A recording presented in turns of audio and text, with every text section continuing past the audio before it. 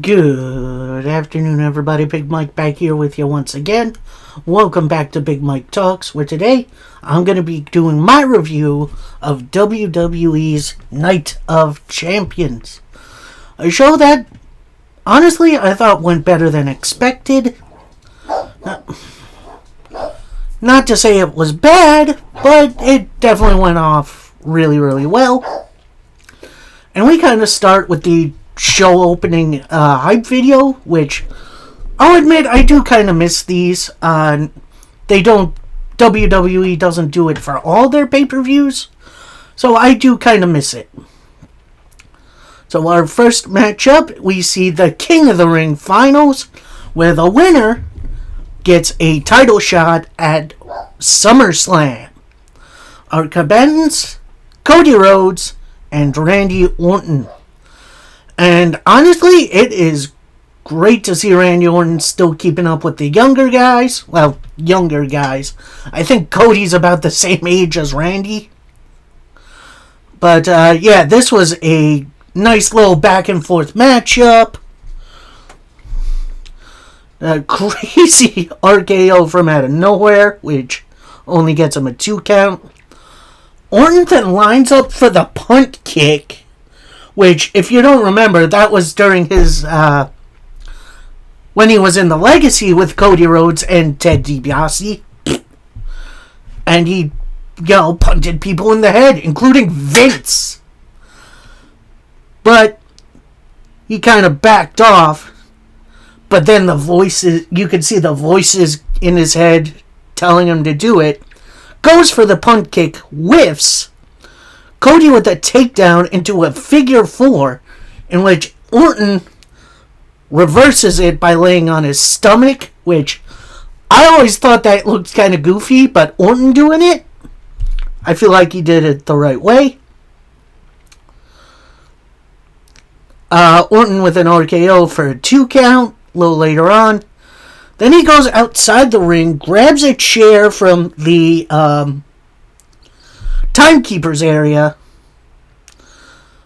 but the ref takes it from Orton, and as the ref is disposing of the chair, Orton goes to the top turnbuckle, removes the pad so that the metal rod thing underneath is exposed, tries to ram Cody Rhodes' head into it, but he blocks it. Couple uppercuts from Orton. Orton tries for another RKO that gets blocked, with Cody finally getting Orton into the pad, into the exposed turnbuckle. Cody with the crossroads to pick up the win.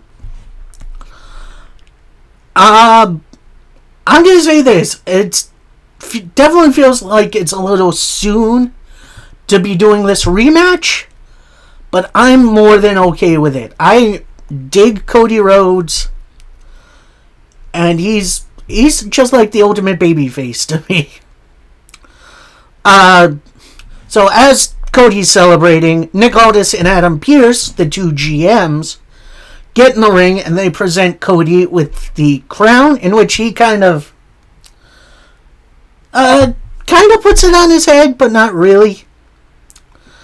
And then the interviewer comes into the ring, and Cody says, "First of all, thank you, Randy Orton. Nothing but respect to my old mentor. This isn't his last stop in Saudi Arabia." And then the camera cuts to Orton. He's out just outside the ring going up the ramp, and he's just got this ugly look on his face. And I think we're going to get, honestly, what everyone thought we should have got in the first place. Orton heel turn.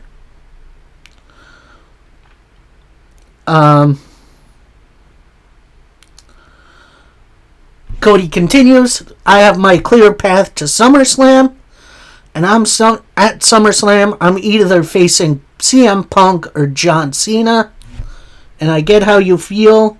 I was born to do this, and either of them are holding that belt for me." So, definitely a fun little promo. Gonna be interesting to see if he does regain the WWE title at SummerSlam. Because now that we got that tease of a heel turn by Orton, I think Orton might cost Cody Rhodes at SummerSlam. Anyway, next up we got a street fight.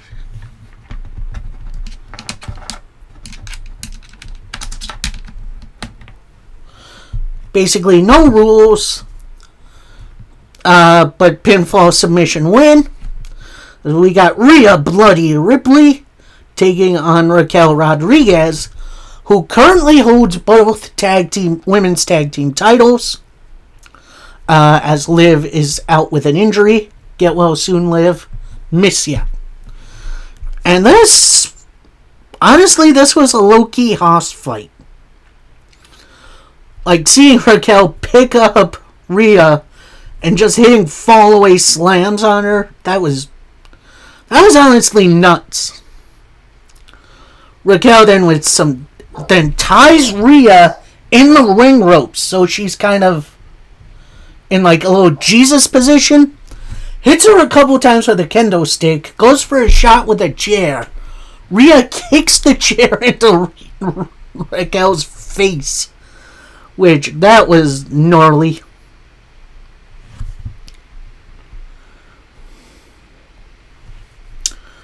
Eventually, Rhea does escape the ropes, hits a beautiful drop kick, tosses Raquel into the ring steps. Then Rhea sets up the announce table, hits a big slam into it.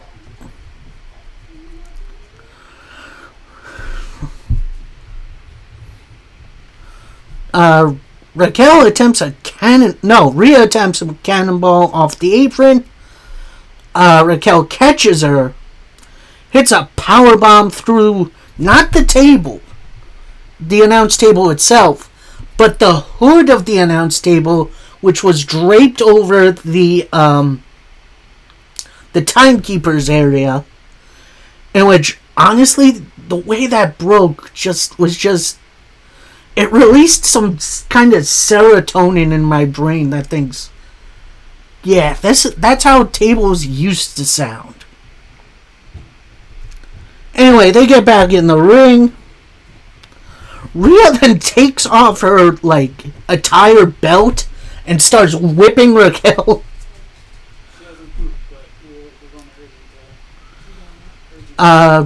Rhea with a razor's edge, then a big kick, only for a 2 count.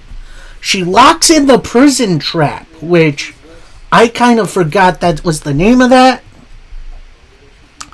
But then Roxanne Perez comes out and saves Raquel. Then Rhea just starts beating her down. Like, this was an absolute beatdown of Raquel, including Rhea getting a trash can, putting it on the head of Roxanne, and hitting a sliding kick into it. Raquel eventually fights back, looks for a Tejana bomb, but Rhea blocks it, throws Raquel into the table.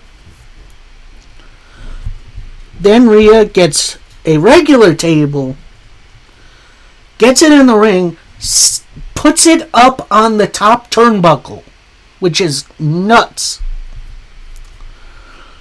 Raquel gets back in, almost hits a snake eyes into the table, but that gets blocked. Rhea then sends Raquel into the table. They then go up top, on top of the table, on top of the top turnbuckle, with Rhea hitting the riptide off the table, off the top, for the win. That was a crazy finisher. I don't think I've seen anything like that in a while. That was a great, fun plunder match. And I hope we see some bigger things coming from Rhea, because we got some stuff coming up. I think this is the next big pay-per-view for WWE. It's Evolution 2. If you don't remember, the first Saudi Arabia show, the women weren't involved due to laws over there. So instead, WWE held a women's only pay-per-view, which was actually out at the Nassau Coliseum, which is crazy. After that one, the women were invited, but they had to dress, sensibly, if you want to believe that. So, it's definitely been a while since they've done an Evolution. I am glad it is. I hope it is going to be a part of the regular pay-per-view cycle. Anyway, then we get highlights of the previous SmackDown of Julia winning the Women's United States title, which I do feel bad for Zelina Vega, but I feel like that's the right call. So next up, I honestly thought this could have been a plunder match, but I'm okay with it being one-on-one. It's Sami Zayn taking on Karrion Kross. And Zayn almost immediately laying into Kross, just beating the heck out of him. Kross eventually, with some big power moves, including a nasty-looking clothesline. Sami with an axe handle off the top. He attempts the Blue Thunder Bomb, but Kross is too big. Kross with a couple of suplexes. Attempts a big power slam. That gets blocked. Sami with a suplex. Sets up for the Huluva kick. Kross intercepts it with a cross jacket, which is, I think, a clothesline move. He locks it in. Sami Zayn passes out. Ref checks on him, does the hand thing 3 times. Sami gets it up at the last one. Sami with the big clothesline, couple of slaps. Another big clothesline into a Huluva kick for your win for Sami Zayn. And for everyone squawking, Sammy Hogan, Sammy Hogan. The dude hasn't won any big matches in a while. I think this is okay. And sorry to the Kross fans, WWE doesn't see anything in him. He's not going to be WWE champion anytime soon. Sorry for that rant. Another really, really, really good match. Maybe we get some more in the future. Then we get highlights of Los Garzas. So that's Angel Garza and Humberto Carrillo winning the AAA tag team titles, which honestly, that's pretty neat. Then we get Royal Rumble in Saudi Arabia hype video. So the next Royal Rumble we're going to see is going to be in Saudi Arabia, which is honestly kind of interesting. We'll see how that goes. So next matchup, it's for the United States title as Solo Sikoa takes on Jacob Fatu. And Solo doesn't wait for the bell. He attacks Jacob right at the bell. Tosses him pillar to post. Eventually, Jacob fights back. He looks for a hip attack, but Solo rose to the outside. Jacob then with a big old clothesline off the ring steps. Gets him back in, hitting a couple of sentons. Going up for the moonsault, but Solo rolls to the outside again. Jacob attempts a big dive, but that gets intercepted by a big strike. Solo with a big old Uranagi on the apron. And then another one on the outside. Both get back into the ring. They just start mashing one another. Solo with a big hip attack. Locks in a sleeper hold, which Honestly, Solo breaking out some new moves. I'm all about it. But Jacob breaks out of it. Jacob with a couple of suplexes. Big hip attack. Impaler DDT. Hits the Swanton for a 2 count. Hits a couple of headbutts. Then out comes JC Mateo. He distracts the referee. And then a hooded figure comes in. Attacks Jacob Fatu with the ref distracted. It's a neck breaker. It's revealed to be Tongaloa, one half of the Tongans. He's back from injury. Solo then covers Jacob, only gets a 2. Solo lines up for the Samoan spike. Jacob ducks it. Hits a super kick. Takes out Mateo and Loa with a dive. Gets back in. Hits a Samoan drop. Hits multiple hip attacks. Hits the moonsault. Only gets a 2. Because there's someone new in the new bloodline, as it's Hikuleo making his WWE debut. He drags Jacob Fatu to the outside of the ring, hits a chokeslam into the Arabian announce table. Hikuleo rolls Jacob back in. Samoan spike from Solo for the 1, 2, 3. Your winner and new United States champion, Solo Sikoa. And honestly, I think that was the absolute right move. Was this a little bit convoluted? Yeah, but I'm more than okay with it. I'm glad to see Tongaloa back.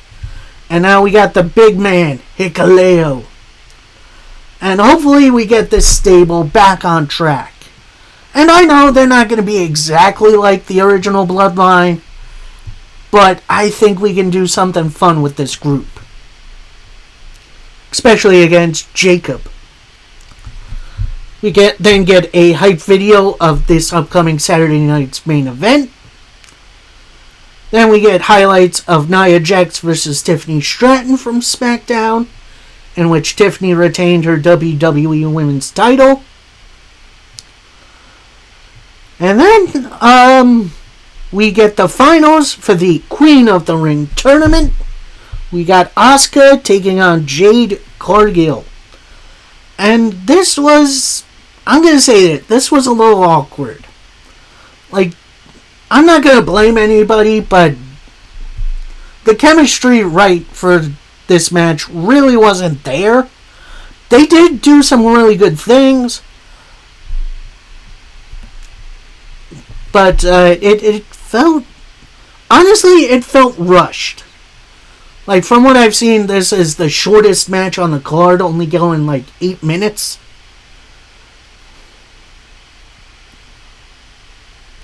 So, yeah, this was definitely a little odd.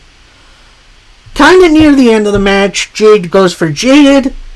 That gets blocked into a suplex by Asuka.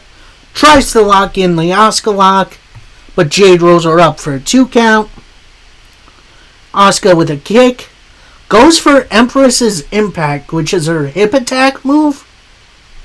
That gets blocked by Jade. Jade hitting Jaded for the win. And your new Queen of the Ring. Now, Jade, I'm going to say this. This wasn't a bad match, but it was a little awkward. I'll say that. So, I do hope with more time between these two, we get a little more cohesion. And just like with Cody Rhodes, Nick Aldis and Adam Pearce come in, present Jade with the crown. Jade then puts it on for a second, takes it off, puts it on again. And then we got a little Jade interview. Says, I felt like the world was on my shoulders. To the people out there, praise yourself, show them who you are. And now a storm is coming for SummerSlam.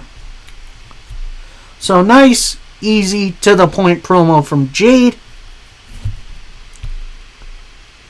We then get a Saturday night's main event card rundown, in which for now it's just Gunther versus Goldberg for the world title. And then we make it to our main event, as we get the WWE title on the line as John Cena takes on CM Punk.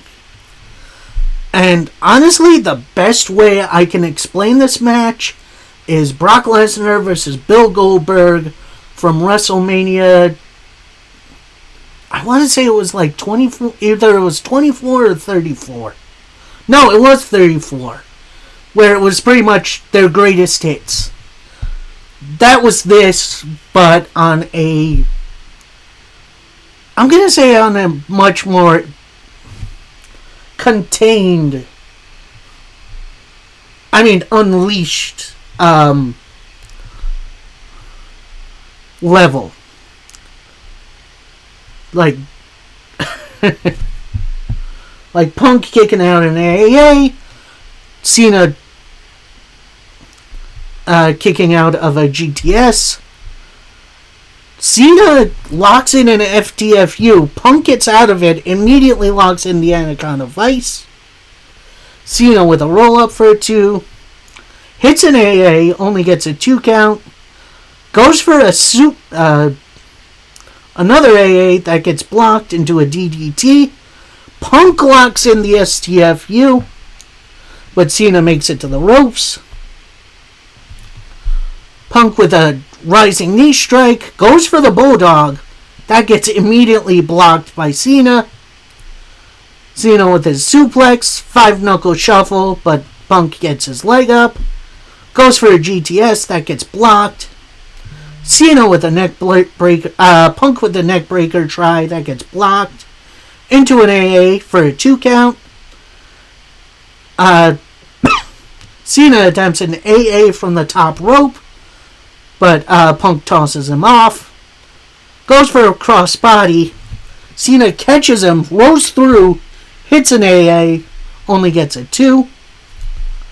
Cena then goes outside the ring, grabs his WWE title, slides back in, and looks like he was going for the big shot.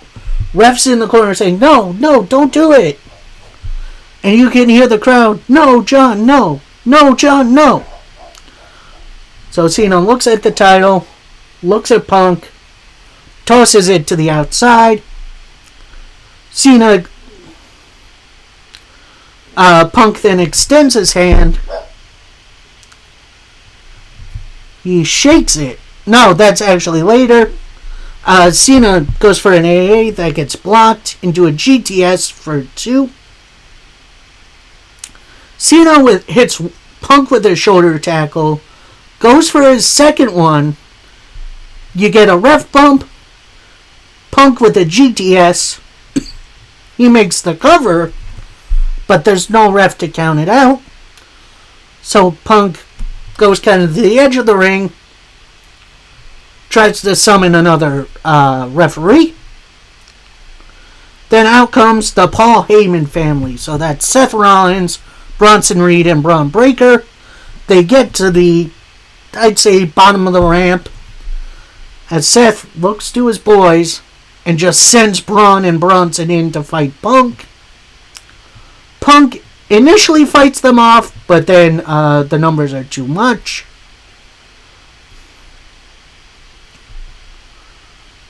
Braun Breaker with a spine buster into the announce table, and you just see Seth holding the ring. He calls for a new ref, in which the new ref comes out, and it's Little Nate. If you don't know who that is, that's not Nick Patrick. Who is it? I forget the dude's name. Cena immediately with the shoulder tackle to the new referee as he was about to get in. He gets into Seth's face. Seth goes for a Money in the Bank case shot. Whiffs. Cena with an AA. Then Braun and Bronson Reed go in the ring, attack Cena. Reed goes up for a tsunami. Penta then comes out and makes the save, although he pulls a Jeff Hardy when he debuted in AEW, just kind of posing on the ramp, which is honestly hilarious. Braun meets him on the ramp, and they just start brawling. Then out for backup is Sami Zayn. He brawls with Braun Breaker off of the stage. And then Penta gets right off the stage. Hits a big crossbody on both of them.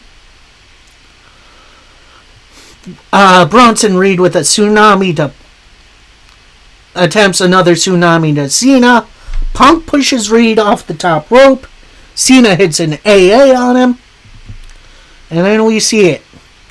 Face to face. Punk versus and Cena. Punk extends his hand for a shake. Cena looking a bit overwhelmed with the whole moment. Takes his hand, shakes it. They embrace. And then you see the face Cena made when he accepted The Rock's deal for his soul. He attempts the low blow. Punk catches it, hits the GTS. But before Punk can make the cover, Seth gets in, hits Punk with the case, hits a stomp, and Cena just crawls over, puts his hand over CM Punk for the 1, 2, 3. So your winner, and still WWE Champion, John Cena. So, I'm going to say this. That match was way overbooked. Like, you didn't need all these people to come out to do this. I would have liked to seen this end one-on-one. And I think that's where the whole Bloodline Rules match kind of hinders the WWE right now. Because it certainly feels like you have to do the overbooked finish for WWE main events now. And it kind of dilutes their moments. So overall, this was a very middle-of-the-road show. It's going to be one I'm probably not going to remember in T-minus 1 day. Not to say it was bad. There was definitely some good moments. The only real bad was I do wish the women's, the Queen of the Ring final went a teeny bit longer. And just the convoluted mess that was the main event.